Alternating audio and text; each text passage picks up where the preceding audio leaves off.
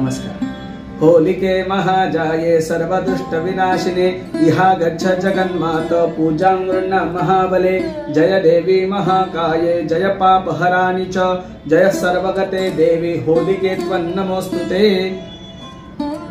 होलिका दहनाच्या पुराणामध्ये अनेक कथा आलेल्या आपल्याला अनुभवायला मिळतात। त्यातील एक महत्त्वाची कथा आपल्याला सांगतो ती अशी की पूर्वी भगवान श्रीकृष्णांनी युधिष्ठिराला एक कथा अशी सांगितली होती की सत्ययुगामध्ये रघु नावाचा राजा होता आणि या राजाच्या राज्यामध्ये धुंडा नावाची एक राक्षसी होती आणि ती लहान बालकांना प्रजाजनांना सातत्याने भय दाखवत असे आणि भीती निर्माण करत असे। त्यामुळे झालं असं की प्रजानन अतिशय त्रासलेले होते आणि या लोकांचा त्रास कमी होण्यासाठी राजा सतत चिंतामग्न झाला होता की काय करता येईल म्हणजे लोकांची चिंता कमी होईल, लोकांना त्रास कमी होईल। आणि तितक्यात राज्याचे कुलपुरोहित राजपुरोहित आले, त्यांना वंदन केलं आणि त्यांना विचारलं की राजपुरोहित ऋषीमुनी या पृथ्वी तलावरती आपल्या राज्यामध्ये लोक नाना प्रकारचे दुःख आपत्ती भोगत आहेत, किंबहुना प्रत्येक मुलांना प्रजाजनांना भय निर्माण झालेला आहे, तर हे भय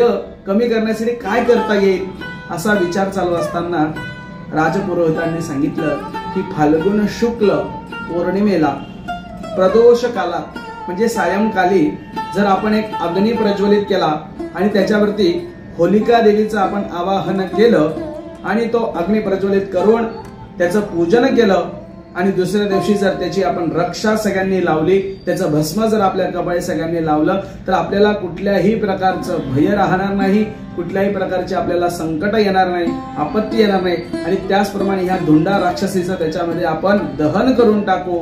आणि अशी ही अनादी कालापासून चालत आलेली आपली होलिका पौर्णिमेची परंपरा आज देखील वैदिक पद्धतीने आपल्या या समाजात प्रभावीपणे चालू आहे।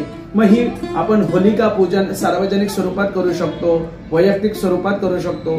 मग हे होलिका पूजनाचा समय काय तर साधारणपणे प्रदोष कालात म्हणजे सूर्यास्ताच्या वेळी हे पूजन व्हावं। मग त्याचं साहित्य काय तर साधारणपणे वाळलेली आपली लाकडं आहेत ती घ्यावीत, त्यानंतर गौरी घ्यावी, त्यानंतर साजूक तूप घ्यावं, भीमसेनी कापूर घ्यावा, या सगळ्या गोष्टींच्या साह्याने तो अग्नी प्रज्वलित करावा आणि आमच्या सर्व दुःखांचा विनाश व्हावा, आपत्ती नाहीसी व्हावी आणि सकारात्मक दृष्टिकोनाचा सकारात्मक विचारांचा प्रभाव आमच्यावरती व्हावा अशी होलिका देवीला प्रार्थना करावी।